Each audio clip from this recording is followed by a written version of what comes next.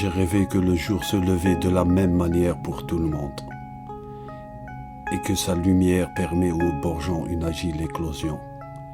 Les premières lueurs portent très loin que les pas, l'ombre du geste matinal de ceux qui se réveillent. Leur chant comme la romance de l'astre résonne encore dans l'obscurité de l'aube. Elle purifie les cœurs attristés par les fausses images, infidèles tableaux, illumine les pensées confuses par les noirs passages et l'habitude des boyaux.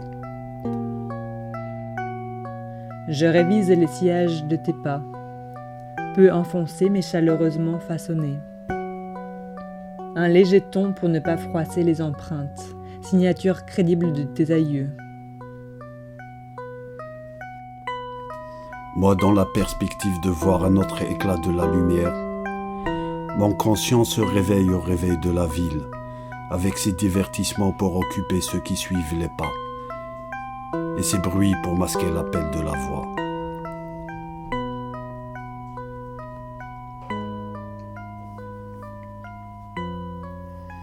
Mon inconscient vole très longtemps, à la recherche du temps perdu, de ma jeunesse dépourvue, dans une constante noirceur, essayant vainement de trouver des réponses aux interrogations, des aléatoires séquences de représentation, à la fois pour maquiller le serment trahi et soulager mon cœur de tristesse et de mélancolie.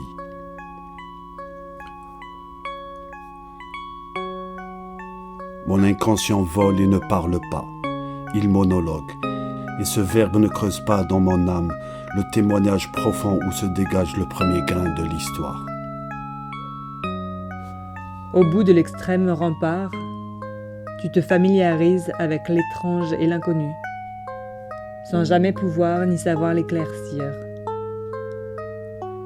Pensant bien faire, tu commences par la destruction, la négligence et puis le non-retour. Dans un monde sans règles, sans référence ni référent, une superposition de mirages comme dans un rêve où le sens de la logique est absent. Malgré ce temps fastidieux, tu marches toujours en essayant, sachant bien que c'est une façon active de rien faire. Blessé, tu ne peux ni négliger ni oublier cette situation, qui est pire que le cauchemar et le songe. L'état moderne est plus infect que le païen et son mensonge. Une image, un visage ou un mirage. En dépassant les limites du sens, on trouve la grandeur de l'absence. L'égarement reste unique réplique de la présence. La tragédie reste silencieuse et n'accepte pas de m'octroyer une voix, seulement un bégaiement, secret de l'âme ou secret d'état. Le sens de l'imminence est désormais conduit vers le bas, et ses vocables brillants sont vides de tout grain constructeur. Ne pas pouvoir créer des modifications, c'est ne pas pouvoir même se maintenir. Cette idée forte transformatrice et créatrice de nouvelles conditions d'existence où tout sens d'histoire est dans cette alternative, mission-soumission. Faute de n'avoir pas pu unir tes efforts et tes objections, tu refoules plus loin le jour de l'obligation, parce que peut-être tu dors toujours, et celui qui dort n'a pas d'histoire, seulement des rêves et des cauchemars.